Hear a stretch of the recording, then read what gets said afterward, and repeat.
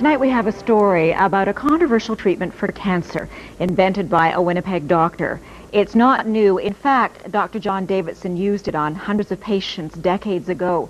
What is new is that some 50 years after the doctor's death, more than half a century after his theories were dismissed as quackery, scientists are rekindling the flame of his research.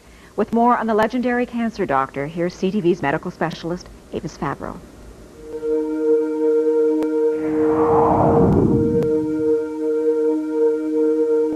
His name was John Ralston Davidson, a respected family doctor in Winnipeg in the early 1900s. A great scientist as well as a great doctor. And this is Leslie Gurney Bishop, now 88, a journalist who documented Dr. Davidson's controversial treatment for cancer. He never claimed that it cured it, but he said it would arrest it. Davidson spent years studying cancer, writing medical articles on his theories, which in hindsight were remarkable for his time. The doctor described cancer as a dietary deficiency, so he added generous amounts of vitamins to the patient's diet.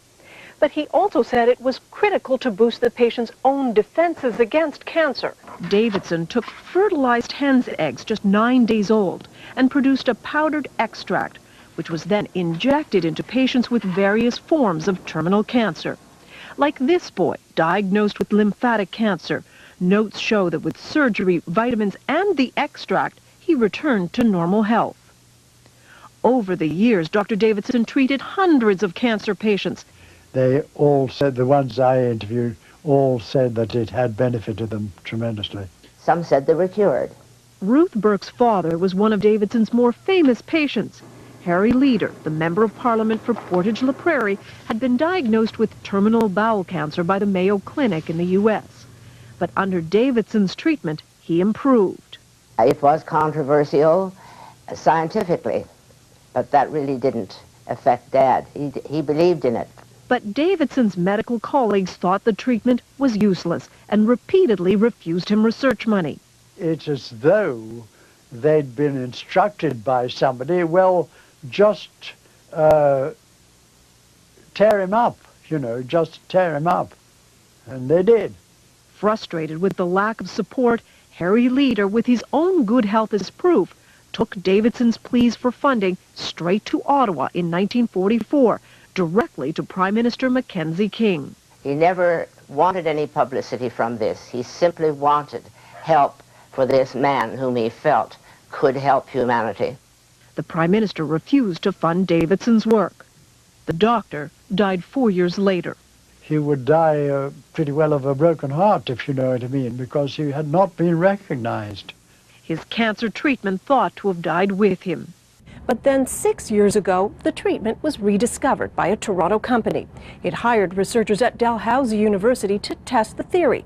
Could these embryonic chicken cells really be a cancer treatment? When research began, there was excitement. Davidson's extract, in many ways, could be a cancer vaccine. In 3 studies on mice, the compound apparently shrunk tumors. We have to be careful about raising people's hopes falsely. Jonathan Blay is one of the researchers looking at Dr. Davidson's extract. Davidson's extract, in many ways, could be a cancer vaccine. There could be things in the extract that promote a response against the cancer. But then suddenly, the research stopped. The then owners of the extract had financial problems. They stopped paying the researchers. Dalhousie was out some $60,000 and halted the experiments. The university would be interested in continuing the work because the results were very promising. But for nearly 5 years now, the capsules have simply laid on the shelf. One could easily walk away from and say, the heck with it. But would we be leaving behind something that could potentially have significant impact for large numbers of people? But if there are no takers soon, the venture will die. A darn shame, says Dr. Bain, because we still won't have the answer. Was Dr. Davidson right? But if Dr. Davidson's extract does show the power to combat cancer, this could be not only one of the great human victories in overcoming disease, but it could also be one of the great human tragedies. A tragedy because for the last 50 years, a possible cancer treatment and its pioneer were forgotten. Avis Favreau, CTV News, Toronto.